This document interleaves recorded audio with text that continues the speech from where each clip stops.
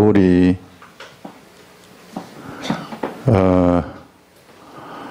지금 여기에 에베소에 누가 있느냐 하면은 이 디모데가 있어요. 디모데가 있고 바울은 지금 로마에 가가지고 로마 감옥에 들어가 있습니다. 로마 감옥 침침한 어두운 가운데서 로마 감옥에서 이제 바울의 삶에 있어서는 거의 마지막으로 보내는 편지고 죽기 전에 직전에 자기 아들과 같은 그 디모데한테 이제 이 편지를 보내는 것인데요. 그 마지막 이제 하나님은 바울의 사역을 여기까지 마감하시는 것 같아요. 우리는 이제 그때는 바울은 몰랐겠지만은 바울의 사역이 여기서 마감이 되고 이제는 바울의 사역이 디모데한테로 넘어가게 되는 겁니다. 이게 우리가 뭐 세상에 천년 만년 살 수 있는 것도 아니기 때문에 우리도 여기서 이제 이 사역을 하나님이 맡기신 사역을 하다가 곧 이제 하나님 나라로 돌아갈 자들이거든요. 그렇기 때문에 이게 혼자서 우리가 하나님의 일을 다 할 수 있는 그런 건 아닙니다. 그렇기 때문에 하나님을 하는데 내가 막 다 하려고 욕심 부릴 필요도 없고 그냥 하나님 시키는 대로 그냥 하면 돼요. 이 편지를 이렇게 보내는데 65년경부터 로마의 네로 황제가 그 기독교를 엄청나게 핍박하기 시작하는 것입니다. 이 기독교가 핍박을 하게 되면서 바울이 감옥에 갇히게 되고 그렇게 되고 여기 아시아 지역에 예전에 그 두란노서 바울의 3차 전도 여행 때 이 두란노서원에 들어가 가지고 이 두란노서원에서 이 3년 동안 성경 공부를 시킬 때 아시아 사람들이 다 믿었거든요. 예수를 다 믿었는데 핍박이 일어나니까 65년경부터 막 핍박이 일어나니까 돌아서는 사람들이 많아요. 그 핍박에 굴해가지고 그냥 다 돌아서고 배교하고 그래서 아시아 사람들이 다 돌아섰다고 바울이 지금 얘기를 하면서 이 디모데도 지금 아시아에 있었거든요. 그러면서 디모데 네가 빨리 와라. 여기 내 죽기 전에 너한테 다시 안수해가지고 너한테서 은사가 부릴 듯하게 일어나게 해서 우리 고난을 우리 같이 받고 나도 이 예수 그리스도를 믿으면서 너도 고난을 잘 견뎌내고 우리가 죽더라도 고난 속에서 죽자 하는 이런 그 유언과도 같은 내용이 들어있는 것이 그 디모데 후서입니다. 이게 편지 디모데 후서인데 이거 오늘 여기 한번 잘 보시면 하나님이 우리를 구원하사 이제 디모데한테 편지를 쓰는 겁니다. 디모데하고 너하고 나를 구원하셔가지고 이 거룩한 소명으로 불렀다. 우리를 이 세상에 지금 이 예수 그리스도의 도가 처음으로 이제 예수님이 십자가에 돌아가시면서 예수 그리스도의 도가 여기서부터 시작이 되는 거죠. 예루살렘에서 시작이 되어 가지고 안디옥으로 퍼져나가고 이렇게 되면서 이 퍼뜨리는데 이 도를 갖다가 퍼뜨리는데 사도 바울이 그 일을 하는 겁니다. 이쪽 지역까지도 다 여기는 동반부죠. 아시아고 여기는 유럽인데 유럽 지역하고 아시아에 퍼뜨리는 그 일을 하나님이 이 바울한테 그리고 또 디모데한테 그 소명을 맡겼다는 거예요. 이 초창기에는 목숨을 걸고 하는 겁니다. 이 도를 지금 네로가 이게 지금 엄청난 핍박을 하는 그 중이니까 죽이려면 죽여라 하고 가는 이런 사람들이죠. 이런 감당할 수 없는 그런 사람들인데 그 와중에 이제 이 예수 그리스도를 믿으러 들어왔다가 핍박을 하고 못 믿게 하니까 이제 또 다 도망가게 되어지는 여러 사람들이 있지 않겠어요? 우리들도 보면은 사람이 여러 종류니까 이런 상황이 막 펼쳐지고 있었던 그런 시대다. 그래서 바울이 이제 67 여기 이제 이걸 쓰는 게 67년으로 본다면은 거의 이때 죽는다고 보거든요. 바울이 정확히 언제 죽었는지는 나타나기 때문에 모르지만은 이게. 그래서 이렇게 이제 이 핍박이 극심했었던 그런 시대에 수많은 사람들이 배교하는 일들이 일어나는 그런 시대에 디모데야 우리가 이 세상에서는 고난을 받을지라도 우리가 같이 이 고난을 두려워하지 말아라. 이렇게 감옥 속에서 쓰는 그런 편지입니다.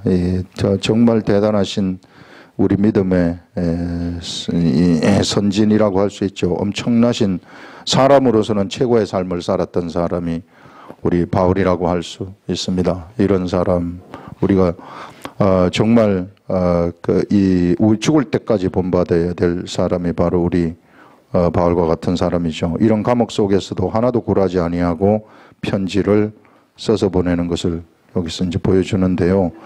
그래서 이 디모데하고 바울을 부르신 것은 거룩하신 소명으로 부르시면 너와 나를 부른 이것은 우리 행위 때문이 아니라는 거예요.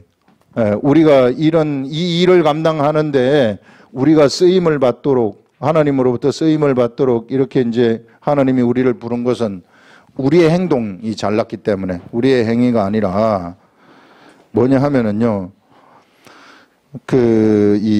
오직 자기의 뜻, 하나님의 뜻이라는 것입니다.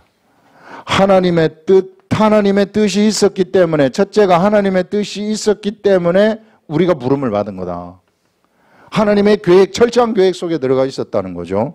그냥 우연히 어떤 사람이 이렇게 선택해가지고, 네가 우연히 예수 믿어가지고 뭐 한다, 이런 게 아니라, 우리 하나님은 무한대의 IQ를 가지고 계시다 그랬잖아요. 우리 하나님은 무한대의 능력과 무한대의 IQ를 가지고 계시다고요. 이게 모르는 게 없어요.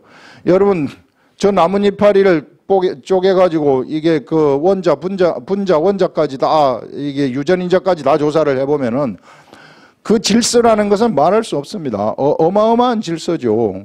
그래서 콩은 콩의 유전인자, 팥은 팥의 유전인자, 콩 심으면 콩 나고 팥 심으면 팥 나는 이런 것들이 그냥 우연히 콩 심으니까 콩이 나고 우연히 팥 심으니까 팥이 나고 하는 그런 게 아니라는 거예요. 철저한 그 계획, 세밀한 설계도, 유전인자를 보게 되면은 엄청난 설계도라고 하지 않습니까? 그런 설계도 속에서 계획되어 가지고 역사가 진행이 되어 가지고 있는데, 하물며 이런 엄청난 이런 역사를 진행하는 데 있어서 하나님이 저 작은 미물도 이렇게 하나님이 계획하셔가지고 살아가게 하시는데, 공중에 나는 새도 하나님이 허락하지 않으시면은 이 떨어지지 아니한다고 그렇게 말씀을 하시고 계시는데, 이런 엄청난 그런 사역을 준비하시는데 하나님의 계획이 없었겠는가? 하나님의 뜻이라는 거예요. 이런 하나님의 뜻이 있었고, 그래서 여러분들이 지금 여기 나와가지고 예수를 믿는다고 앉아있는 것도, 예수를 믿고 뭘 하겠다고 앉아있는 것도 그냥 우연히 나온 게 절대 아니라는 거예요. 이게 내 마음에 한번 누가 가자 그래서 갔나 왔나 이럴지 모르지만 절대 우연히 우리가 앉아있는 것이 결코 아니다. 그런 것들을 지금 여기서 말씀을 하고요. 그러면서 그 영원전부, 그리고 하나님의 뜻하고 그 다음에 영원전이라는 것은 그 세상이 만들어지기 전이라는 것입니다. 창세 전에. 두 번째는 그 세상이 만들어지기 전부터 영원전에 이 그리스도 예수 안에서 우리에게 주신 은혜대로 하심이라. 영원전의 은혜. 하나님이 세상을 만들기 전에 예수 그리스도 안에서 우리에게 주신, 예수 그리스도 안에서 너와 나에게 주신 하나님의 이 은혜, 이 은혜로 우리가 이 부름을 받은 것은 바로 예수 그리스도를 통한 은혜로 말미암은 것이다. 예수 그리스도가 십자가에 돌아가셨기 때문에 이 십자가의 죽음 이후에 나타나는 이 상상도 할 수 없는 그러한 영적 세계, 이런 영적 세계가 우리 사도 바울을 하고 디모데한테 들어왔단 말이에요. 그 전에는요 아무도 보지 못했어요. 이 세계를.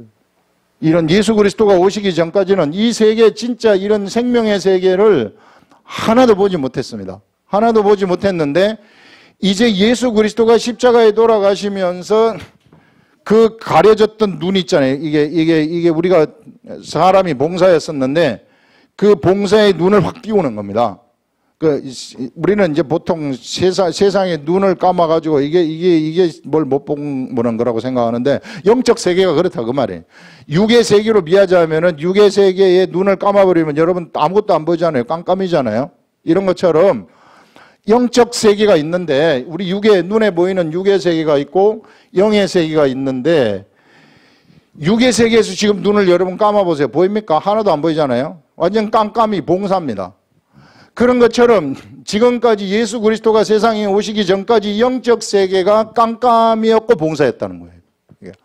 완전 봉사였는데 은혜라는 것은 예수 그리스도가 주신 은혜라는 것은 뭔가 하면은요 여기에 대해서 눈을 떠버리게 됐다는 거예요. 영의 세계에 대해서. 이게 엄청난 은혜라는 거죠. 이 눈을 뜨게 되어지는 이런 은혜, 이것 때문에 이 눈을 하나님의 뜻하고 예수 그리스도의 십자가에 돌아가심으로써 우리가 받은 은혜, 이것 때문에 우리가 부르심을 받은 것이다. 이것으로 인해서 여기서 이 주신 은혜대로 우리가 이 거룩한 소명으로 하나님이 우리를 부르심은 바로 은혜대로 우리가 이 부름을 받은 것이다. 이런 말을 하고 있는 겁니다. 지금. 그러면서 이제는 우리 구주 그리스도의 나타나심으로 말미암아 나타났다. 이제 이 하나님의 뜻하고 이 하나님의 은혜 있잖아요. 너와 내가 세상에서 이런 세계를 본다는 거. 이런 것들이 지금까지는 이것이 감춰져 가지고 있었다는 거. 지금까지는 이것이 공개되지 아니하고 감춰져 가지고 있었다. 이런 하나님의 그 계획, 하나님이 세상을 만들기 전에부터 이게 계획하셨던 예수 그리스도의 계획, 그 다음에 하나님의 뜻, 이런 것들이 사람들한테, 너와 나한테 감춰져 가지고 있었는데 이것이 이제 언제 드러나게 되느냐 하면요 예수 그리스도가 세상에 나타나심으로써. 예수 그리스도는 하나님이신데, 본래 이게 하나님 표시인데, 본래 하나님이신데 하나님이 사람의 모양을 하시고 오신 분을 우리가 예수 그리스도라고 하거든요. 바로 그 예수 그리스도가 이 사람의 모양을 하고 온 이때부터 예수 그리스도가 여기서 와서 그 다음에 십자가에 돌아가서 죽으면서부터 이 비밀이 벗겨지는 거예요. 그때부터 무슨 일이 나타나게 되느냐면요 예수의 나타나심으로 말미암아 하나님의 이 뜻과 그 다음에 우리를 향한, 너와 나를 향한 이 하나님의 은혜, 우리를 부르신 것이 이거 은혜라고 했는데, 바로 이제는 우리 구주 예수 그리스도의 나타나심으로 말미암아 그 하나님의 뜻이 나타나고 그 하나님의 은혜가 세상에 나타나게 되었다. 우리에게 알려지게 됐다. 그런 말입니다. 그는, 예수 그리스도는 이 말입니다. 여기서 그 예수 그리스도는 어떤 분이신가 하면 육체를 입고 하늘에서 내려온 예수 그리스도입니다. 이게 육체에서 우리하고 똑같은 몸을 입었어요. 똑같은 몸을 입고 내려온 이 예수 그리스도는 어떤 분이신가 여기서 말씀하고 있는데요. 이게 그는 사망을 패하시고, 우리 예수님은 뭘 하셨느냐면 이 사망, 이 세상에 사람들이 사는데 세상이 육적으로 보게 되면 사람들이 막 태어나가지고 열심히 잘고 막 해닥거리면서 놀고 재밌게 하고 뭐 하고 막 스포츠도 만들고 뭣도 하고 막 하면서 막 릴리리 빰빰하면서 막 놀고 막 그러잖아요. 이게 재미나게 이렇게 막 노는데 조금 있으면 죽어요. 이게 세상에서 이렇게 놀긴 놀지만은 다 죽는단 말이에요. 사망이 확 이 세계를 둘러싸고 있는 겁니다. 사망의 세계. 우리가 육으로 보면은 지금 내가 살아 있는데 내가 언제 죽나 이렇게 생각할 수 있으나, 그러나 시간을 좀 돌려보세요. 시간을 하루를 1초로 이렇게 돌려보세요. 그러면 휙휙휙휙 해가지고 마지막 끝에 가면은 다 늙어가지고 죽지 않습니까? 처음에는 막 쌩쌩하던 사람들이 비실비실 하다가 고마 죽어버리는 이런 다 사망에 쌓여가지고 있는 겁니다. 이 사망에 다 사망에 둘려 쌓여가지고 있어요. 근데 예수님이 세상에 오셔가지고 이 소망이 없었어요. 그래서 세상 사람들한테는 사망에 쌓여 있었기 때문에 살 수 있는 길이 없으니까 그냥 죽는 거니까. 그랬는데 예수님이 세상에 딱 오시면서 어떤 일이 일어나게 되느냐 하면은요, 이 사망이 패해져 버리는 거예요. 이게 이제 쫙 사망이 둘러싸고 이 세상을 꽉 잡고 있었는데 이 사망이 패해져 버리는 겁니다. 사망의 법이 죽어버리는 거예요. 이 사망의 법이 사람들을 지배했었는데 이제는 사망의 법이 예수 그리스도로 말미암아서 패해져 버린다는 것입니다. 이제는 무슨 법이 여기 이 속으로 들어오게 되느냐 하면은 이 성령의 생명의 법이 이 속으로 딱 들어오게 돼. 살아나는 법이 들어오는 거예요. 완전 새로운 정반대의 법이 딱 들어오게 되는 거죠. 이 사망이 여기를 잡고 있었는데 이게 생명의 법이 통용되어지는 법으로 이렇게 만들어버리는 이런 일들이 일어난단 말이에요. 그래서 우리 예수 그리스도가 위대한 분이시라는 겁니다. 여기 보시면은 그래서 사망을 피하시고 예수 그리스도가 사망을 피하셨는데 어떻게 사망을 피했는가 하면은 사망하고 싸워가지고 막 칼싸움 해가지고 치고받고 막 사람이 싸우는 식으로 그렇게 싸운 것이 아니라 예수 그리스도는 십자가에 돌아가심으로써 자기 몸을 주셨다는 게 사랑입니다. 사랑. 자기 몸을 다른 사람들의 죄에 대한 제물로 줘버렸다는 거예요. 이 세상 사람들을 향한 제물로 줘버리니까 이게 사망하고 싸운 게 아니라 오히려 세상을 향해서 사랑을 확 드러내버리니까 영적 세계에서는요, 영적 세계의 세상에서의 가장 큰 무기는 검이지만은 영적 세계에서 가장 큰 무기는 사랑입니다. 사랑. 이 사랑을 확 드러내버리니까 이 사망의 세력이 그 자리에서 멸망돼 버리는 거예요.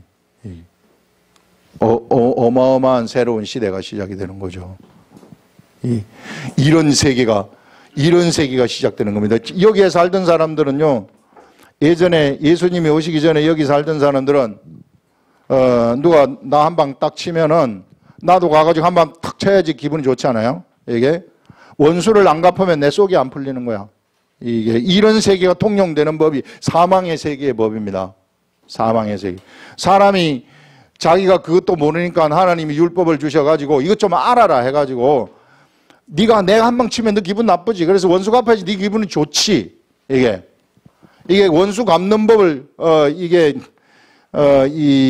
알려준 겁니다. 이 율법을 통해서. 그리고 난 다음에 예수님이 돌아가셔서 뭐가 오느냐 하면은 이제는 옛사람에게 말한 바 너희가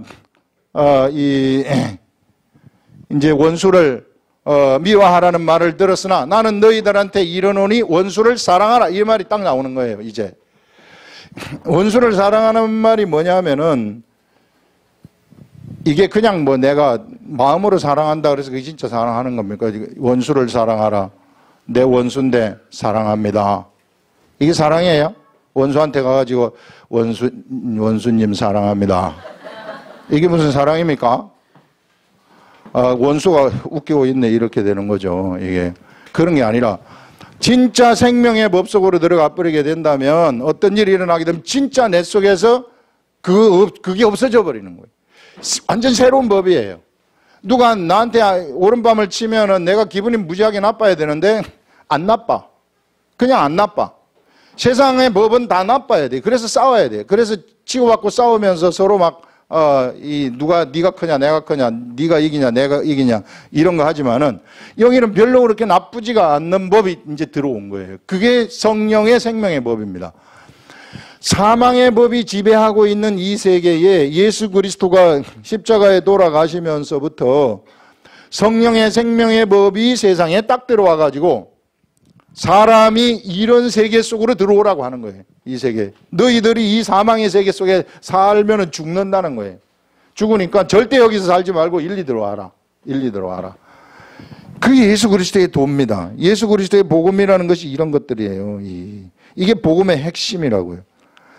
그래서 사망을 피하시고 복음으로서 생명과 썩지 아니할 것을 드러내시. 이 복음, 예수 그리스도가 십자가에 돌아가심으로써 수많은 세상 사람들의 죄를 갖다가 대신해 가지고 다 나의 죄를 지고 다 십자가에 죽음으로써 사랑을 베풀어 주셨죠.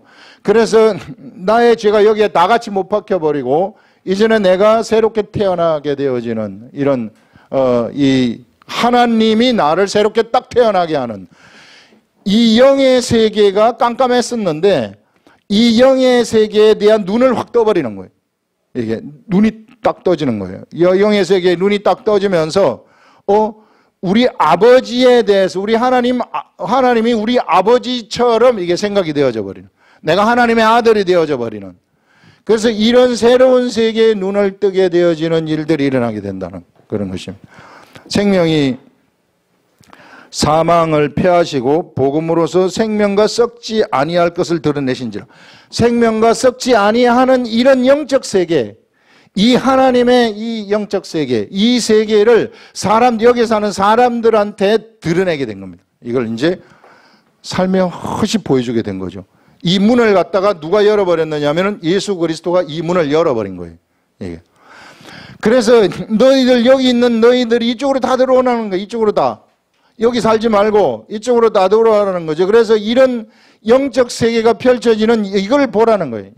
이거는 우리가 무엇으로 보는 세계냐면은요, 영으로 보는 세계입니다. 영으로 보는 세계. 육의 세계는 우리 육안으로 보는 세계죠. 근데 이거는 영으로 보는 세계인데, 영이 뭐냐면은 마음이 우리 마음하고 직결돼 가지고 있어요. 마음으로 보는 세계라는 겁니다. 이게 마음이 청결한 자가 이런 세계를 봐버린다는 거죠. 그래서 마음이 청결하다는 것은 우리 성령님이 우리한테 마음을 청결하게 하는 거죠.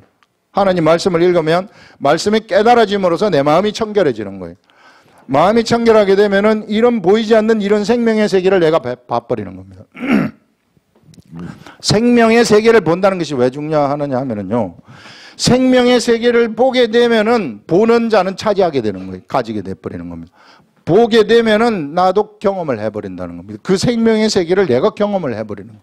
지금 이 자리에서 직접 경험을 해버린다는 겁니다. 그래서 예수 그리스도의 도의 세계라는 것은 이 생명의 세계를 경험하는 세계입니다.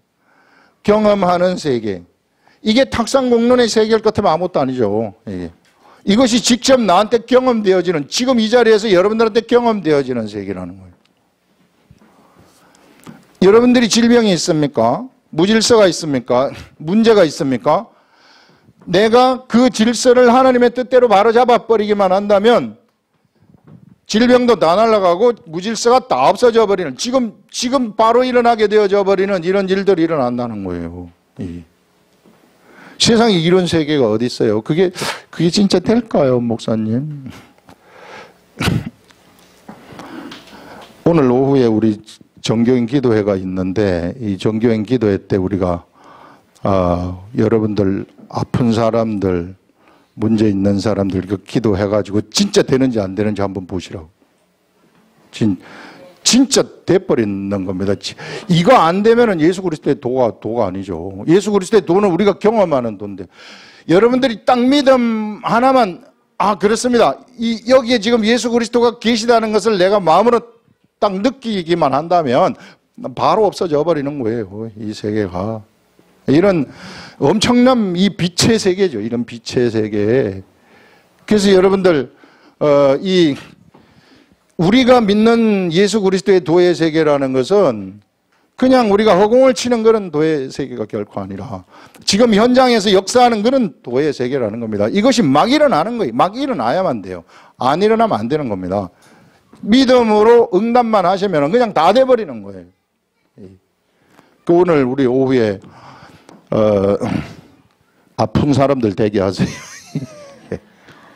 진짜 나서버리는 겁니다. 이게 이런 어마어마한 도의 세계 속에 우리가 들어와 있다. 여러분, 우리가 믿는 하나님의 세계는 현장에서 역사하는 그런 세계이다. 우리가 죽어서 천국 가는 그런 세계가 아니라 현장에 지금 역사하는 그런 세계라는 겁니다. 이런 걸 경험하면은요, 허튼 짓을 하려 할 수가 없어요. 어떤 게 허튼 짓을 할 수 있겠어요? 지금 이런 게 삶 속에서 막 경험이 되는데, 하나님이 바로 옆에서 살아 계시고 나하고 같이 있다는 것이 감지가 돼버리는데, 왜 허튼 짓을 할 수 있겠습니까? 예. 사람들이 왜 허튼 짓을 하는가? 이유가 있기 때문에 허튼 짓을 하는, 이게 안 느껴지기 때문에, 경험이 안 되기 때문에 허튼 짓을 하는 거예요. 예수 그리스도를 믿는 사람들이 허튼 짓을 하는 것은 경험이 안 되기 때문에 헛짓을 하고 있는 거예요. 이게 쓸데없는 일들을 하고 앉아있는 이런 것들. 그래서 이런 것들이 경험이 될 것 같으면은 이 허튼 짓을 할래야 할 수가 없는 거죠. 그래서 우리 예수 그리스도의 도의 세계라는 것은 경험의 세계이다. 자, 이게 경험이 되잖아요. 이런 하나님의 말씀이 경험이 돼버리면은 이제는 그 말씀을 경험한 사람들은 이제는 내가 나를 내 육체 이거 다 상관없다.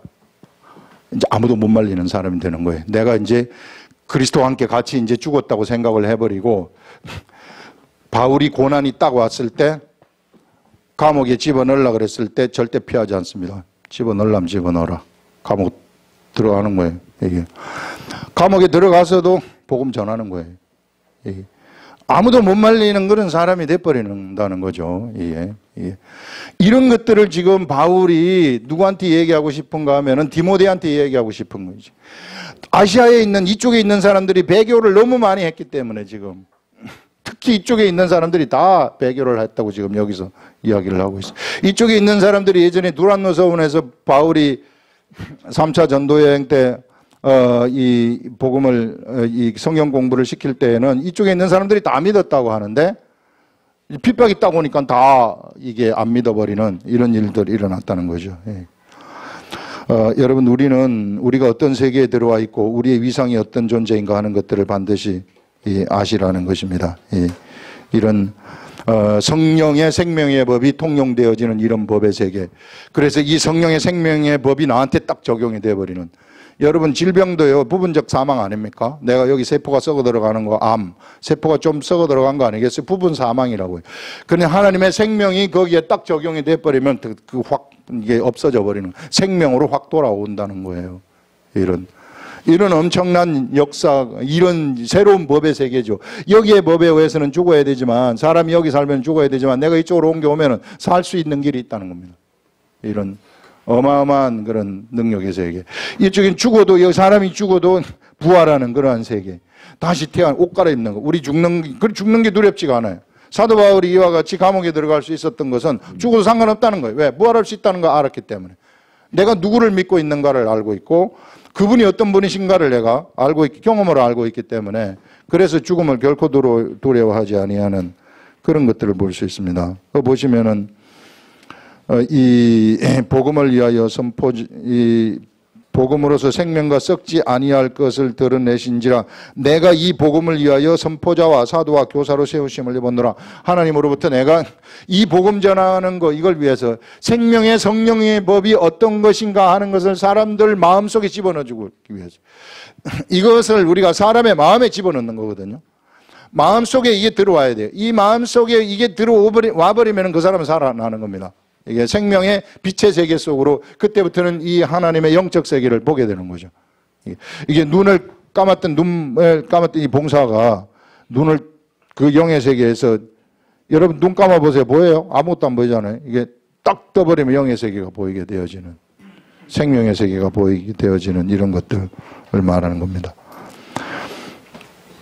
이 복음을 위하여 선포자와 사도와 교사로, 자, 복음을 선포하는 선포자, 그 다음에 사도, 이 예수 그리스도의 12제자의 반열에 들어가는 그런 사도, 예수님으로부터 직접 가르침을 받았다는 거죠. 부활하신 예수님을 봤다는 것입니다. 사도와 교사로, 가르치는 교사로 세우심을 입었노라. 이로 말미암아 내가 또 이 고난을 받되 부끄러워하지 아니하면, 내가 감옥에 들어가는 거 이거 절대 부끄러워하지 아니한다. 내가 누구한테 체포되어 가지고 가는 거 이거 절대 부끄러워하지 아니한다. 그런 말이죠. 이게 고난을 받되 부끄러워하지 아니하면 내가 믿는 자를 내가 알고.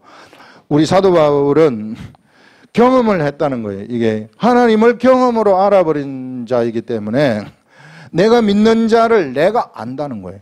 이게.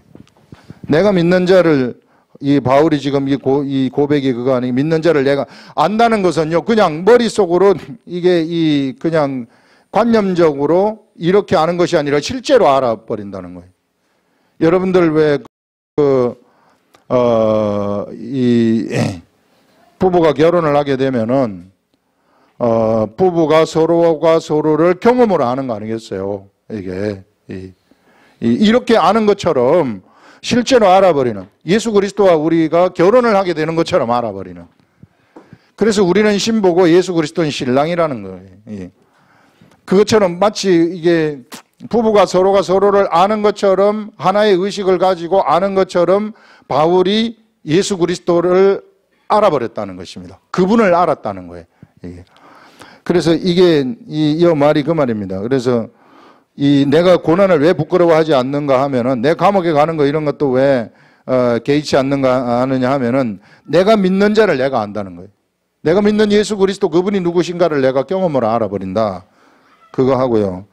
그래서 여러분들 예수 그리스도는 경험으로 아는 겁니다. 우리가 우리의 삶 속에서, 우리의 삶의 현장 속에서 경험으로 알아버리는 그런 분이시다. 또한 내가 의탁한 것을 그날까지 그가 능히 지키실 줄. 사도 바울이 의탁하고 가는 것을 때가 될 때, 때가 되는 그날까지 우리 그 예수 그리스도가 능히 지키실 줄을 확신합니다. 이거 확신하기 때문에 죽음을 불사하는 거죠. 죽이려면 죽여라 하고 감옥에 들어가고 실제로 죽지 않습니까?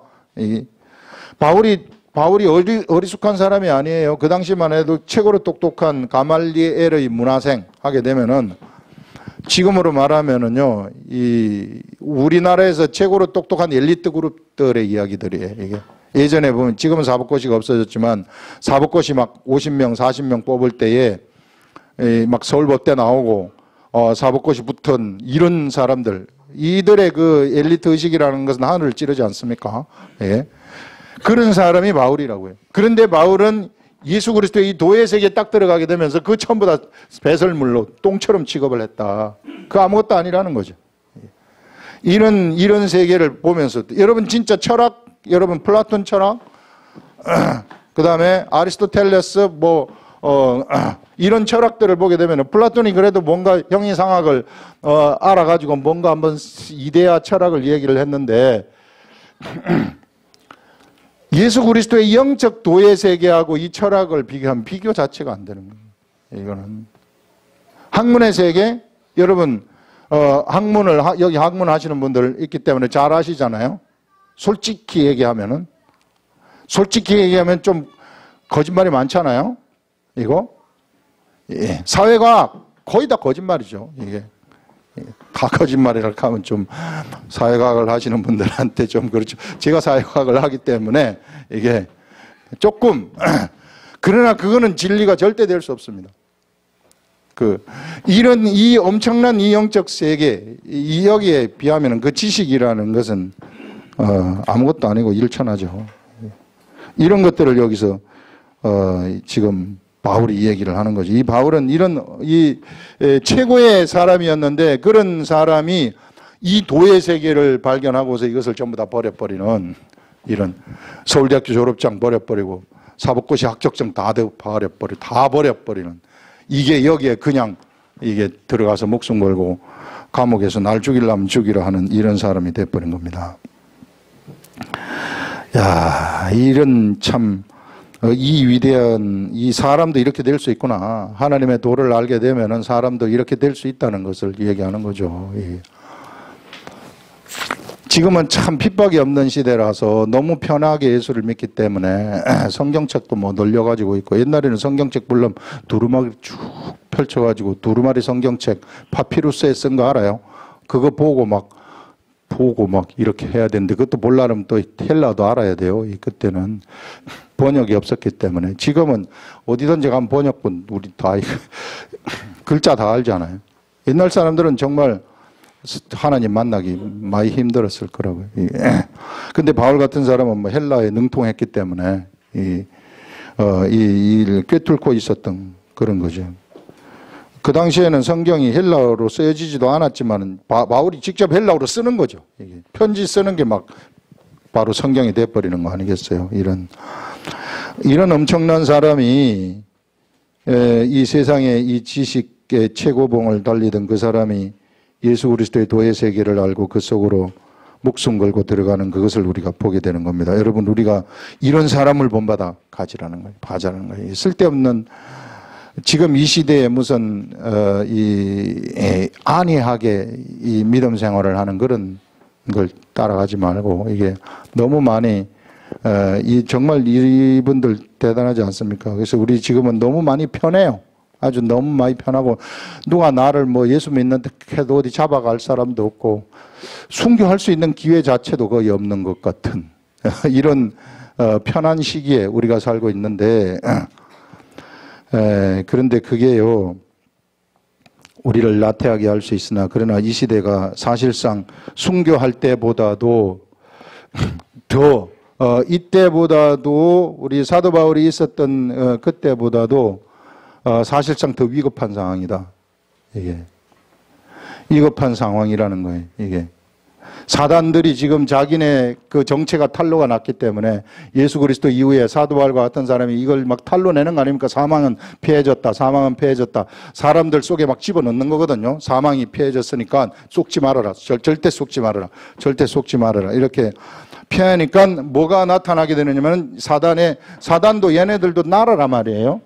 이게 사단도 이 나라이기 때문에 반대 세력이라고요. 이게 사단의 속성은 사망인데 사람을 죽이는 게 목적이에요. 사단은 사단의 목적 딱 하나, 사람 죽이는 겁니다. 사람을 죽여가지고 멸망에 빠뜨리는 거, 이게 목적. 어떻게 이게 어떻게 그런 존재가 있을까요? 그게 있어요. 그거는 우리가 왜 똥은 똥 냄새가 날까요? 이런 거와 같은 거예요. 육적 관점에서 똥을 보시면, 똥은 아무리 그 좋은 향기를 날려 그래도 낼 수가 없잖아요. 그런 것처럼 영의 세계에서 사단이 그래요. 이놈은 진짜 나쁜 놈이기 때문에 어떻게 해서든지 사람을 이게 죽이려고 그러는 거예요. 사람을 죽이려고 그러는데 한꺼번에 통째로 죽이기도 하고 개별적으로 죽이기도 하고, 지들도 막 뭘 하느냐면 전략을 짜는 겁니다. 전쟁하기 위해서, 사람을 통째로 죽이기 위해서는 어떻게 하는 게 어떤 전략이 좋을까? 각각 죽이는 게 좋을까? 이런 전략을 짜는데, 사단의 전략이 초반에 나타난 전략은 뭔가 하면은 사람들이 이걸 모르도록, 감추도록, 사망이 피해졌다는 것을 감춰야 되기 때문에 감추도록 짠 전략이 핍박입니다. 위협하는 거죠. 권력과 힘으로 갖다 너 예수 믿으면 죽인다, 감옥에 넣는다. 이렇게 해가지고 위협을 하면서 그걸 감추려고 했어요. 그들의 정체, 이제 성령의 생명의 법이 왔다는 것을 감추려고 했어요. 그들이 사망이 피해졌다는 것, 사망이 죽었다는 것을 그런 방식으로 감추려고 했어요. 그러자 사람들이 이렇게 함에도 불구하고 사람들이 막 계속해서 동굴 속에서도 믿고 뭐 죽이려면 죽이라 하고 막 사자굴에 들어가면서도 예수 그리스도를 믿는 게 나타나고 이러니까, 그 다음에 쓴 전략은 뭐냐면은 기독교가 공인이 되면서 기독교 공인된 이 사람들에게 이 사람들을 권력화 시켜버리는 거예요. 이제 권력화 전략으로 가는 거죠. 이게. 그래서 로마에서 이 기독교가 공인이 되고 국교로 채택이 되면서 급격하게 권력화가 되는 겁니다. 급격하게 권력화가 되어가지고 중세로 들어가는 거예요. 중세 시대에 암흑의 시대로 들어가게 되면서, 이때는 이제 중세 시대에 들어가 있는 사람들을 예수 그리스도 믿는다고 하는 로마 가톨릭을 통째로 잡아먹어버리는 이런 전략을 쓰는 거죠.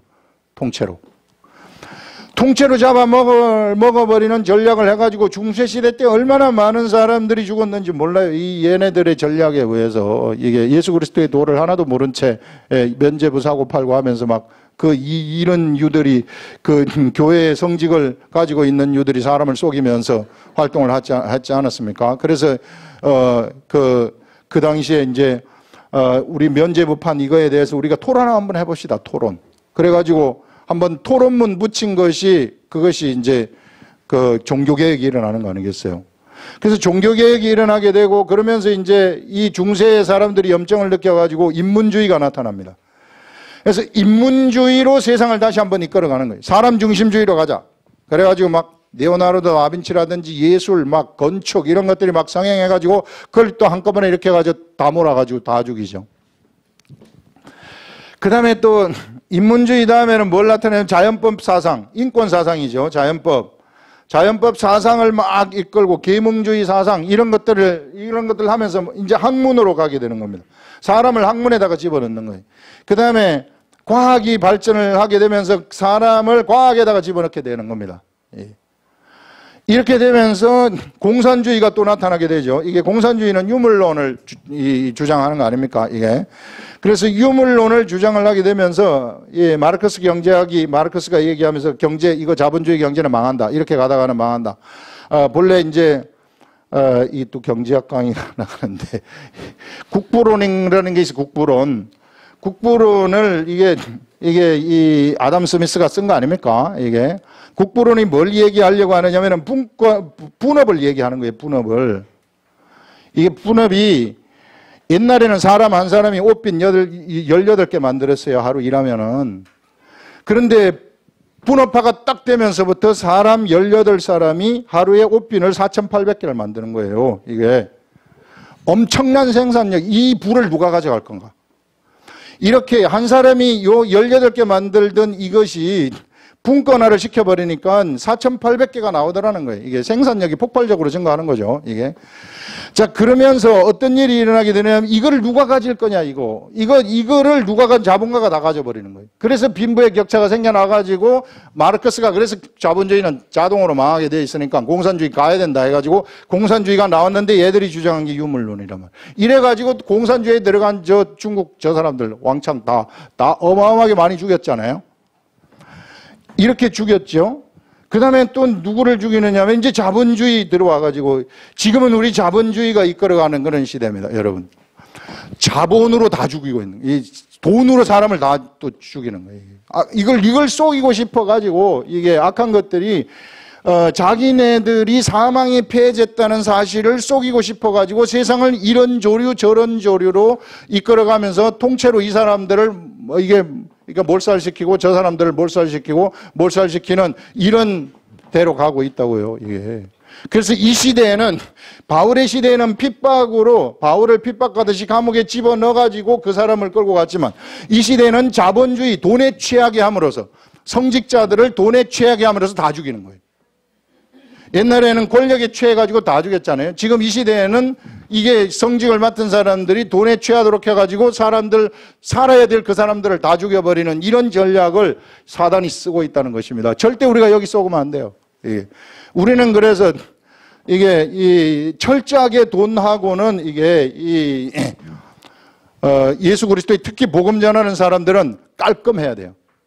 이거 깔끔하지 못하면 이 시대에는 이게 로마 시대에 핍박받을 때 배교하는 거하고 똑같이 돼버리는 거예요. 이게.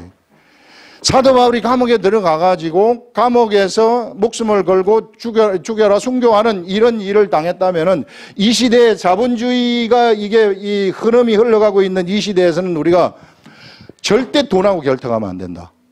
이게 돈에 내가 잘못 걸려들어 버리면은 그냥 내가 전하는 예수 그리스도의 복음 이런 것들이 다 망가져 버린다는 겁니다. 여러분, 그래서 우리 예수 그리스도의 이 시대 복음 전하는 사람들은 이거 정말 깔끔하게 하자는 거예요. 깔끔하게 하고 복음을 전하라. 예, 그래서 이 시대에는 핍박은 없지만은 이런 더 위험한 세상에 살아가고 있는 거죠. 이게 돈이 마치 피와 같이 돼가지고 우리한테는 돈이 없으면 다 죽잖아요. 다 죽는 것처럼 만드는데 여기에 우리가 절대 굴복하면 안 된다. 돈에 절대 목에 칼이 들어와. 내가 밥을 굶어 죽어도 나는 갑니다. 예수 그리스도의 복음 전하러 갑니다. 그러면 그 이후에 그런 사람들한테는 또 상상도 할 수 없는 그 이면 세계에 그럼 우리 예수 믿으면서 쫄쫄 굶으면서 사는 겁니까? 절대 그렇지 않아요. 여기 안에는요 엄청나게 좋은 아파트도 있고요. 여기에는 뭐 좋은 거 다 있어요. 여기도 전리품들, 여러분 아이성 전투를 했을 때 전리품 가지라 그러지 않습니까? 영적 전쟁을 여러분들이 승리하시면은 어마어마한 것이 여기 다 있습니다. 다만 우리가 이것을 이것을 위해서 사는 게 아니라 복음을 전하면서 사는 거지. 이건 따라오는 것이지. 이런 삶을 우리가 살아가는 것이다 하는 것들을 얘기할 수 있습니다. 사도 바울이 지금 이 배교하는 사람들한테 이 이야기를 통해서 우리는 사도 바울의 시대하고 우리하고 비교를 할 때 이런 말을 할 수 있는 겁니다. 여러분, 여기 보시면 또 마지막에 보게 되면은 이 13절에 보게 되면은 너는 그리스도 예수 안에 있는 믿음과 사랑으로서 내게 들은 바 바른 말을 본받아 지키고. 자, 이 사도 바울은 고난을 부끄러워하지 아니했는데 이 고난을 부끄러워하지 아니한 것은 사도 바울은 그 믿는 자를 알았고 의탁하는 것을 지킬 줄을 확신했기 때문이라는 겁니다. 너는 디모데한테 너도 그리스도 예수 안에 있는 믿음과 사랑으로서 내가 너한테 들려준 거 있지 않느냐. 그래서 그 바른 말을 본받아 지키라. 끝까지 절대 굴굴하지 말아라. 고난을 받으려면 받아라. 고난의 형편이 오면은 우리 안에 거하시는 성령으로 말미암아 네게 부탁한 아름다운 것을 지키라. 이렇게 말씀을 하는 것이죠. 이 시대에 우리가 이 재물에 돈에 이게 클리어하게 하듯이 이것을 지키라는 것입니다. 아시아에 있는 모든 사람이 나를 버린 이 일을 네가 안 하니. 아시아에 있는 모든 사람이 버렸다고요. 여기 예수 그리스도를 믿었던 그 사람들이 다 버렸다는 거예요. 그 중에는 부겔로와 허모게네도 있느니라. 이 사람들 다 목회자들인데 핍박에 버려져 버렸다는 거죠. 이 시대로 말하자면은 이 돈에 취해버리는 그러한 이 목회자들 얘기하는 거죠. 이게 있느니라. 원하건대 주께서 오네시보로의 집에 긍휼을 베푸시옵소서. 근데 여기에 또 이런 오네시보로와 같은 사람도 있다는 겁니다. 그가 나를 자주 격려해주고 내가 사슬에 매인 것을 부끄러워하지 아니하고 감옥에 갇힌 것도 부끄러워하지 아니하고 그 감옥 들락날락 하면은 자기도 위험할 텐데 그 굴하지 아니하고 왔다 갔다 했다는 거죠. 이런 사람도 있다 이 말입니다. 이 시대에도 이 정말 이 목회자들 중에는 이와 같이 정말 하나님을 경험한 사람들 중에는 여기에 끝까지 싸우는 그런 사람들이 있다는 거죠. 로마에 있을 때 나를 부지런히 찾아와 만났음이라. 원하건대 주께서 그로 하여금 그날의 주의 긍휼을 있게 하여 주옵소서. 또 그가 에베소에서 많이 봉사한 것을 네가 잘 아느니라. 에베소에서도 봉사를 많이 했다 그러죠. 이게 벌써 오네시보로 같은 사람은 하나님을 경험했다는 거예요. 하나님을 경험했기 때문에 어떤 핍박이 들어온다 할지라도 내가 죽는다 할지라도 나 바울을 감옥에 만나러 가서 공개하겠다. 이런 이 삶을 살아가는 거죠. 여러분 이 시대에 그래서 우리가 하나님 경험을 하셔야 된다는 것입니다. 하나님을 경험해야만 세상과 타협하지 아니하지 경험하지 않으면 바로 세상과 타협할 수밖에 없다 하는 그런 것들을 오늘 여기서 우리한테 얘기하고 있습니다. 기도하겠습니다.